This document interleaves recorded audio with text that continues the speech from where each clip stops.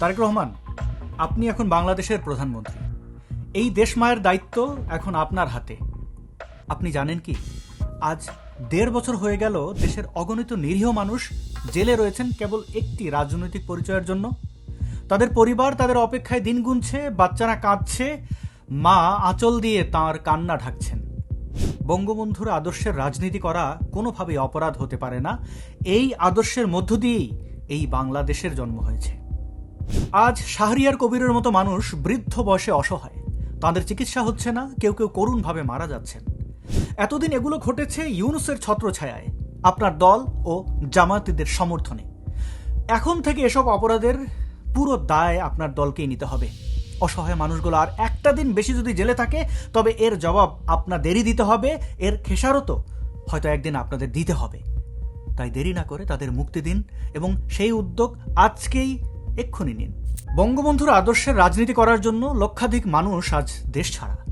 এদের প্রায় সকলকেই সম্পূর্ণ মিথ্যা মামলা দিয়ে দেশ ছাড়া করা হয়েছে। আপনি জরুরি ভিত্তিতে এসব মামলা প্রত্যাহারের ব্যবস্থা করেন। আর হ্যাঁ, তার আগে আদালতকে ঠিক করেন। জামায়াত আর এনসিপির জঙ্গিরা আদালতকে নিজেদের মতো করে সাজিয়ে নিয়েছে।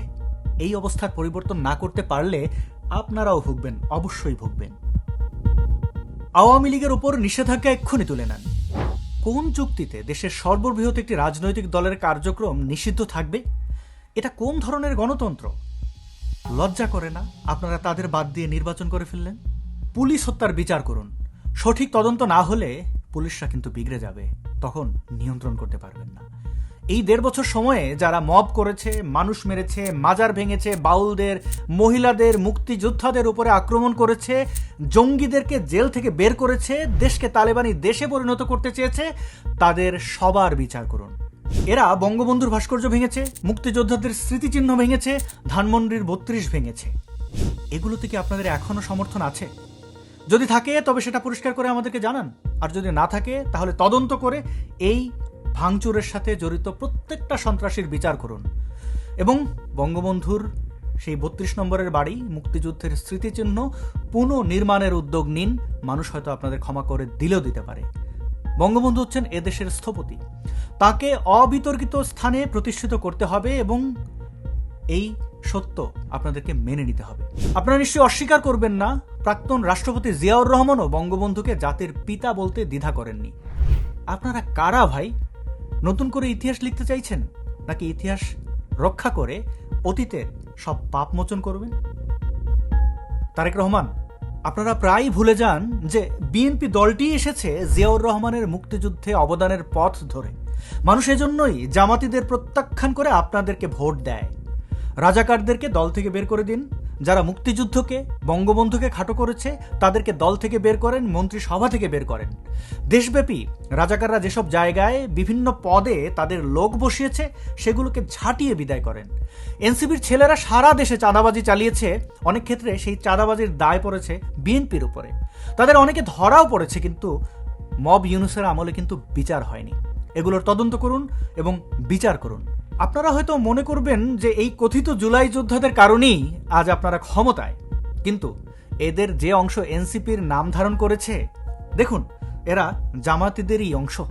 এরা জামাতিদের ক্ষমতায় নিয়ে আসতে চেয়েছিল, মোটেই আপনাদের ক্ষমতায় আনতে চায়নি।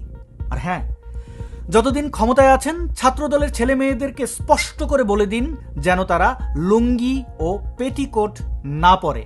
টোটালি লুঙ্গি পেটিকোট নিষিদ্ধ করুন, যেন শিবিরের এই ছুপারা, গুপ্তরা আবার এই পেটিকোট লুঙ্গির নিচে আশ্রয় না পায়। মোহাম্মদ ইউনূসের ক্যাবিনেটের সকল উপদেষ্টাদের দুর্নীতির তদন্ত করুন, এদের সম্পদের হিসাব চান। এই দুর্নীতিবাজরা কোন যুক্তিতে ১.৫ বছর ধরে ক্ষমতা আঁকড়ে রাখলো? আমরা জানি কেন আঁকড়ে রাখলো। এই যে করিডোর দিয়ে দেওয়ার চেষ্টা, বন্দর বিদেশিদেরকে দিয়ে দিল, ১,০০০ কোটি টাকার এই পণ্য ওই পণ্য ক্রয়ের চুক্তি করলো। এরপরে আমরা দেখলাম আমাদের গার্মেন্টস সেক্টর ধ্বংসের দ্বার প্রান্তে রয়েছে। এদের সব কটাকে আইনের আওতায় আনেন। ইউনূস থেকে আরম্ভ করে সবাই ছিল দুর্নীতিতে নিমজ্জিত, এটি আমাদের কাছে সুস্পষ্ট।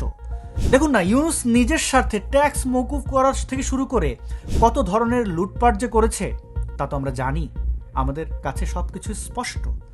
এই লোকটা অবশ্যই ভয়ঙ্কর বিপজ্জনক। বেঁচে থাকলে আপনাকে ঝামেলায় ফেলতে কিন্তু আবার আসবে, আবার উড়ে এসে জুড়ে বসবে তখন। সুতরাং সময় থাকতে সাবধান হন। দেখুন, এই যে আসিফ মাহমুদ সজীব ভুঁইয়া, এই চুলপাকনা ছেলেটি যখন উপদেষ্টা ছিল, তার পিএস এর বিরুদ্ধে কয়েকশো কোটি টাকার দুর্নীতির অভিযোগ এসেছে, কিন্তু দুর্নীতি দমন কমিশন সেই বিষয়ে কোনো প্রকার তদন্ত করেনি। কেন করেনি আমরা তা জানি। সচিবালয়গুলো ছিল গরুর হাটের মতো। তাদের তথা এই জুলাই জঙ্গিদের যখন ইচ্ছা তখন এই সচিবালয় আসতো, হানা দিত, লুটপাট চালাতো। আমরা সব কিছুই দেখেছি। আপনি শক্ত হাতে সেই সকল দুর্নীতির তদন্ত শুরু করুন, দেখবেন কেঁচো খুঁড়তে গিয়ে সাপ, ডাইনোসর বেরিয়ে এসেছে। 5ই আগস্টের পর জামাতিদের বিভিন্ন টিম সামনে এলো। কেউ দেশের নাম বদলাতে চায়, কেউ জাতীয় সঙ্গীত, কেউ আবার সংবিধান বদলাতে চাইল। জামাত এনসিপি মিলে গণভোটের ব্যবস্থা করলো, আপনারা সেসব মেনেও নিলেন। এই অবৈধ গণভোট বাতিল করুন, এদেরকে শক্ত হাতে দমন করুন। আপনি 9 ফেব্রুয়ারি জাতির উদ্দেশ্যে বক্তৃতায় সংশয়বাদী, ধর্মে অবিশ্বাসীদের এই বাংলাদেশে স্বাধীনভাবে বসবাসের অধিকারের কথা বলেছেন। বিএনপি এমন একটি নিরাপদ বাংলাদেশ গড়তে চায় যেখানে মুসলমান, হিন্দু, বৌদ্ধ, খ্রিস্টান, বিশ্বাসী, অবিশ্বাসী কিংবা সংশয়বাদী, পাহাড়ে কিংবা সমতলে বসবাসকারী প্রতিটি নাগরিক নিরাপদ থাকবে। আবার 17ই ফেব্রুয়ারির বক্তব্যে ওই অংশটা বাদ দিয়েছেন।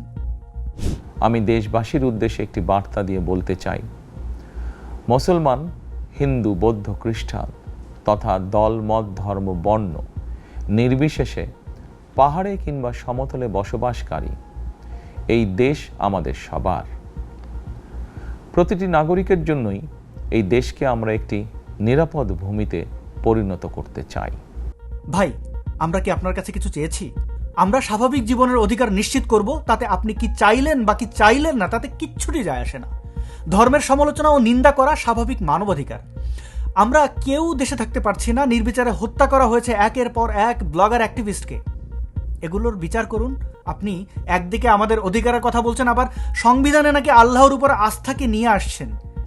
আল্লাহর রহমতে আগামী 12ই ফেব্রুয়ারি নির্বাচনে জনগণের রায় বিএনপি পুনরায় রাষ্ট্র পরিচালনার দায়িত্ব পেলে সর্বশক্তিমান আল্লাহর উপর পূর্ণ আস্থা ও বিশ্বাস, এই কথাটি সংবিধানে পুনরায় সন্নিবেশিত করা হবে ইনশাআল্লাহ। এতে ভিন্ন ধর্মসহ আমরা সবাই সেকেন্ড ক্লাস সিটিজেনে পরিণত হব। এই দ্বিচারিতার রহস্য কি একটু খুলে বলবেন কি তারেক রহমান? আমি মনে করি না চিরদিন দুর্ভাগ্যে থাকার জন্য বাঙালি জাতির জন্ম হয়েছে। নতুন শতাব্দীতে আমাদের একজন যোগ্য নেতা খুবই দরকার। আপনার অতীত যাই হোক না কেন, এই সুযোগ আপনার কাছে এসেছে, এই সম্ভাবনাও আছে। এটা মনে করে একবার চেষ্টা করে দেখুন তারেক রহমান। আমরা আপনার বিরোধিতা করব, সমালোচনা করব, কিন্তু আপনি নিজেকে যোগ্য বলে প্রমাণ করার সুযোগ কিন্তু পাবেন, থাকবে। এই কথাটি ভুলে যাবেন না। আপনাকে 10% বা খাম্বা বাবা হিসাবে আর দেখতে চাই না। দেখতে চাই না 10 ট্রাক অস্ত্রে, দেখতে চাই না গ্রেনেড বাবা হিসাবে। বাকিটা আপনার সিদ্ধান্ত। দেখেন, যা ভালো মনে করেন।